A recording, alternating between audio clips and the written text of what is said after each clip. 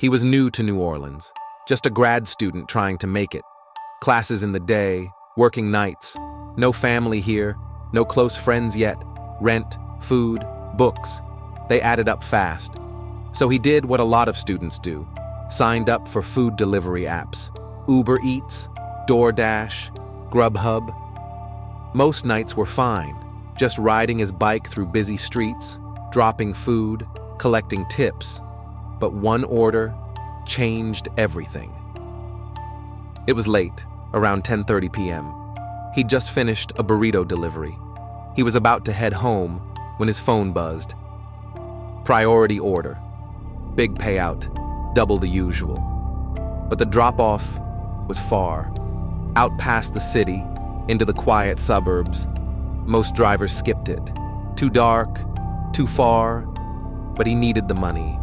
Rent was due, so he clicked accept, loaded the food, and started riding. At first, regular streets, cars, lights, music spilling out of bars, but soon the houses thinned, the lights faded, the road grew narrow, big oak trees bent overhead, tangled with Spanish moss. Branches looked like arms stretching down. The only sound was the rattle of his bike chain, and an occasional howl. Coyotes, maybe, or not. After 20 minutes, his GPS said, "Arrived." In front of him, a rusted iron gate, half fallen, no guard, no lights.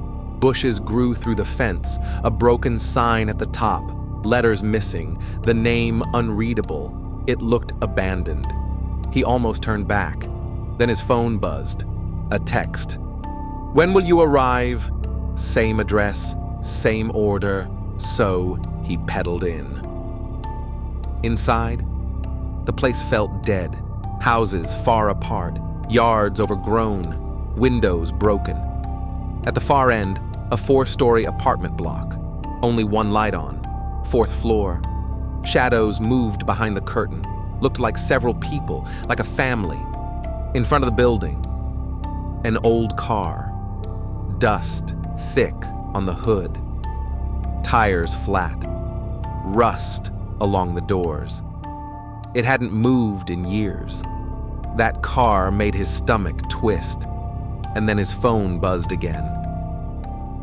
"When will you arrive?"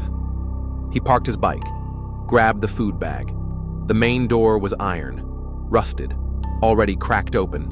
Inside, a stairwell lit by dim bulbs, old tungsten tubes, glowing orange, humming faintly. He started climbing. 1 floor, 2. By the 3rd, the air stank of mildew. On the landing, a dead roach crunched under his shoe. Finally, the 4th floor. Dark hallway. Only his phone flashlight leading the way. He followed the numbers. Apartment 1, apartment 2, then 3. From behind the door, voices, dozens, men, women, kids, all speaking at once, but muffled, unclear. He knocked. Instant silence. Not a whisper, not a breath. His chest tightened. He knocked again. The door creaked open, slowly, by itself. The air was stale, dust heavy. At the far end stood a figure, facing the wall, unmoving. A flat voice called out, "Place it on the table!" But there was no table. He dropped the bag. Then a humming began, low, vibrating, like dozens chanting together. Then a child screamed, sharp, echoing. The figure turned, slowly, its face black as graphite, eyes glowing red. It glided toward him, screamed, and passed through him. His chest seized. He collapsed. When he woke, hours had passed. Floor cold, shirt damp. His phone was dead. The stairwell lights gone. Only faint moonlight through a cracked window. The bag ripped open. Food spilled. He ran. On the second landing, a dead cat. Eyes wide, mouth frozen open. The stairwell smelled like rot. By the time he reached the main door, it looked worse, like decades had passed. He reached his bike, tried to start it. Nothing. Again, nothing. He pressed the starter, twisted the throttle, kicked again. The engine gave a weak cough, like something deep inside was choking, then silence. And while he kept trying, he couldn't shake the feeling. Someone was standing right behind him. That heavy pressure, like eyes burning into the back of his neck. He didn't dare turn around. The night was alive with whispers, not one voice, dozens, layered on top of each other, talking, laughing, hissing, but the words made no sense, just fragments. He's here. Don't let him go. Stay. He tried again. Still nothing. The bike felt wrong. The ignition light dimmed the moment he touched it, as if the power had been sucked out. The silencer rattled, then grew silent, almost like it was stuffed or blocked. He tried 3 more times, sweat dripping down his forehead. Still dead. The whispers grew louder, some right by his ear, others circling in the dark, and between them, faint breathing, long, raspy, too close. His chest tightened. He swung his leg off and grabbed the handlebars. If it wouldn't start, he'd drag it. But the moment he pulled, the bike resisted, as if invisible hands were holding it from behind. The back wheel scraped against the ground like it was anchored. He pulled harder, whispering to himself, "Come on, come on." For a moment, the bike moved. Then a tug, sharp, like someone yanked it back. He froze, didn't look, couldn't look. He just dragged harder. Every step forward felt like 2 steps resisted. The whispers now in unison. Faster, urgent. A hiss, rising like steam. Finally, the gate. The rusted frame looming in front of him, and then his blood froze. On the stone pillar beside the gate, the same figure he had seen scrawled inside the corridor. And, across the lounge walls, was carved again. A face, coal black, hollow, twisted. It hadn't been there before. Fresh, sharp, staring right at him. The sight chilled him to the bone. It was then he realized this wasn't just a haunted building. The whole place, the road, the gate, the walls, it was all possessed, owned by them. And the second he pulled the bike across, the resistance vanished, the whispers cut out, and the engine roared to life, loud, sudden, like it had never failed. He sped down the road, heart racing, hands gripping the handlebars so tight his knuckles burned. But something was wrong. Not just the fear inside him. The whole road, the whole night, felt wrong. The trees leaned in closer now. Oak branches hung so low they almost scraped the top of his helmet. Spanish moss swung like nooses in the wind, though there was no wind. Then he heard it. At first, just the sound of his engine straining. Then, underneath it, noises. Animal noises. But not like any animals he knew, not dogs, not wolves. Low growls, wet snarls, almost like coughing mixed with crying. The kind of sound you can't place, because it doesn't belong to this world. He twisted the throttle harder.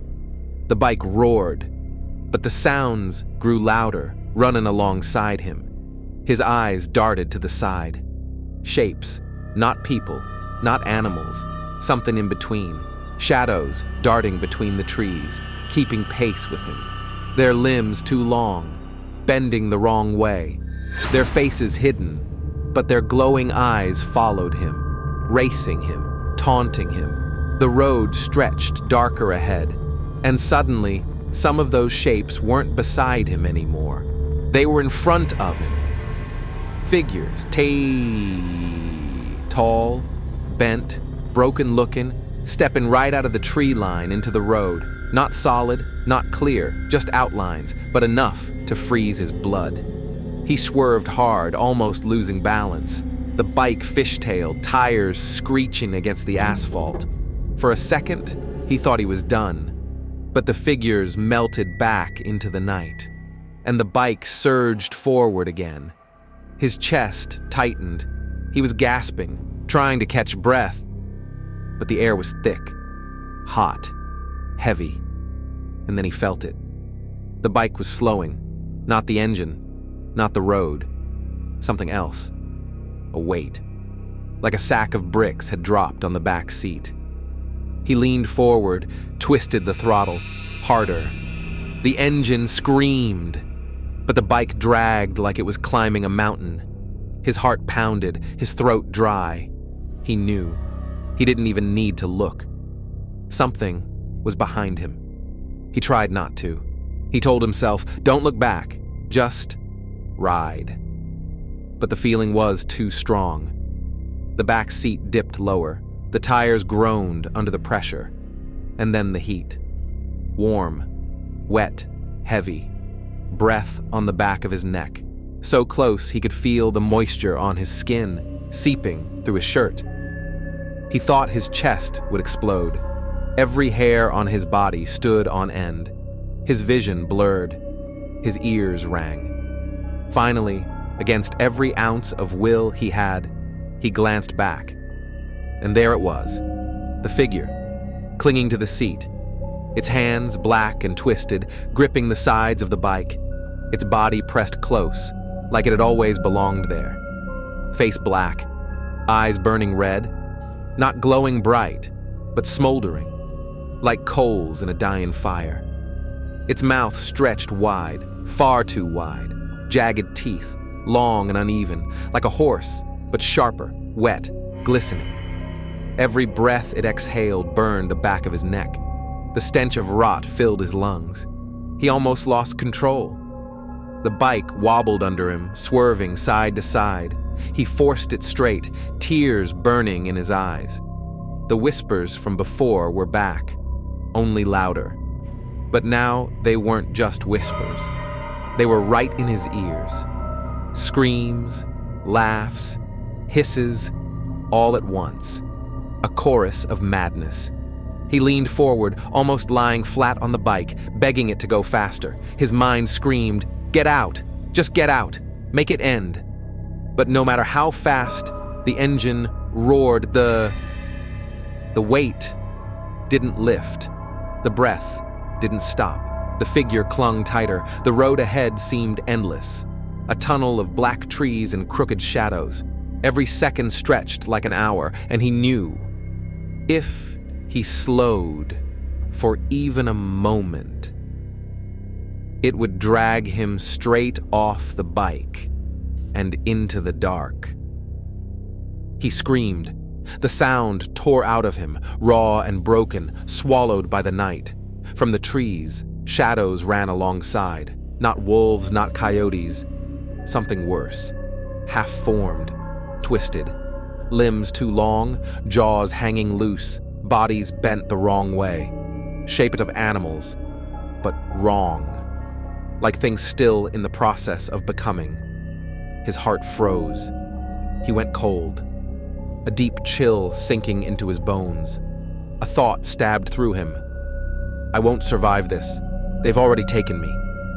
For a split second, he felt his own body giving up, like his spirit had already left, like the road itself had swallowed him. He whispered to himself, maybe this is it. Maybe I'm gone.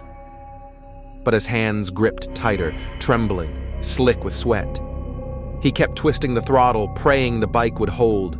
The roar of the engine battled against the chaos, but he could feel it. The weight, the figure, the whispers all pulling him down. And then it got worse. The figure that had clung behind him, the black thing with red eyes and horse teeth, moved. Not slowly, not gradually. In a blink. 1 second, it was on the seat behind him. The next, it was in front of him. Right there. perched on the bike, face inches from his, its eyes drilling into his skull, its mouth stretched in a grin too wide for any human. The heat of its breath smothered him, filling his chest with rot. He tried to scream again, but no sound came out. The world tilted. The handlebars shook violently under his hands, his vision blurred. The trees, the road, the figures racing alongside all melted into streaks of shadow. And then he lost it. The bike wobbled once, then twice, then crashed. Metal screamed against asphalt. He was thrown sideways, his helmet snapping hard against the ground. The world spun. Dark sky, broken trees, shards of gravel flying past his eyes. He felt himself dragged along the road, skin burning through his jacket, body twisting helplessly. And then silence. When the slide ended, he was lying on the cold asphalt. The bike had skidded a few yards ahead, resting on its side, its back wheel still spinning weakly in the air. His chest heaved, breath ragged, each inhale cutting like glass. He tried to push himself up, but his arms gave out. He collapsed back to the ground, staring up at the canopy of trees. It was too quiet. No wind, no crickets, no cars, just silence, heavy, crushing. And the thought came back, there's no one here, no one to rescue me, just him, just the dark road, just those things. Every sound seemed magnified, his heartbeat thundering in his ears, the faint creak of the bike cooling down. And then, soft steps, not one, many, coming from the trees, slow, deliberate, getting closer. He tried to crawl, dragging himself across the rough pavement. His fingers scraped against the ground, nails tearing, but his body wouldn't obey. It was as if the road itself had pinned him down. Somewhere behind him, a laugh. Low, mocking. Then another voice, whispering words he couldn't understand. The same voices from the stairwell, the same chant from the apartment. His eyes rolled back. The weight of it all crushed him. And finally, everything went black. When he came to senses, it was daylight. The sunlight burned against his eyes, too bright, too real, after the endless black of the night before. He was lying on the roadside. Gravel pressed into his cheek. His clothes were torn. His arms scraped raw. His whole body ached like he had been beaten. The bike was there too, dented, handlebar bent, headlight shattered, the back wheel still smeared with dirt, as if it had been dragged through the woods. His helmet lay a few feet away, cracked down the side. And then, voices. Real ones. Human. Forest rangers stood over him. One was shaking his shoulder gently, calling out, "Hey, can you hear me? Stay with us." Another knelt by his side, checking his pulse, his eyes, shining a flashlight into his face. They carried him up, half-conscious, into the back of their truck. But as they lifted him, he whispered, barely audible, "Don't let it... follow me." The rangers exchanged a quick glance. The older one frowned. The younger one muttered, "Easy, you're safe now." On the ride to the hospital, he tried to explain. His words stumbled out. The road, the apartment, the voices, the figure with the red eyes. Silence filled the cab. The rangers didn't laugh, didn't interrupt. They just kept driving. And when he finished, voice breaking, one finally muttered under his breath, "Nobody lives out there anymore." The other turned his eyes to the window, jaw tight, and said nothing. He never delivered again. Deleted every app. Didn't even want the notification sound on his phone anymore. The thought of another late-night run, another dark road, it made his stomach turn. Instead, he got a job bussing tables at a diner, the kind of place where the lights never go out and there are always people talking. He thought being around noise and crowds would help. But even now, some nights, when the diner closed late and he walked back to his small apartment, the silence of the streets made his skin crawl, because it never really left him. The humming, that same low, droning hum he first heard in the apartment. Sometimes it slipped back into his ears in the dead of night, faint but undeniable. The scream, sharp, piercing, as if it was still rushing past him on that bike, carried by the wind. And sometimes, in his car's rearview mirror, he sees it. A figure, sitting in the back seat, face hidden, shoulders hunched, eyes glowing faint like burning coal. Every time he whips his head around, it's gone. The seat empty. But in the mirror, it lingers. And the mirror never lies. And every so often, his phone buzzes. A phantom order, the screen lights up, a delivery request, but the app is gone. Deleted months ago.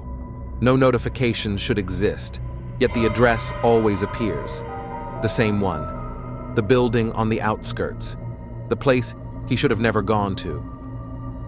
The sound of a faint knock echoes in his apartment. 3 slow taps. And he knows. Just like he heard as once, that door to unseen opens, never closes. It will never really be over.